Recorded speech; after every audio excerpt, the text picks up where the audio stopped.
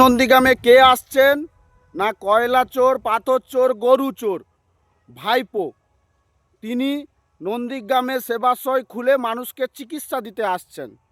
ওনার পিসি মুখ্যমন্ত্রী হিসাবে ব্যর্থ, তাই উনি ওনার গুণধর ভাইপো হয়ে নন্দীগ্রামের বাসীদের চিকিৎসা দিতে আসছেন। এতদিন পর 5 বছর পর ঘুম ভাঙছেন।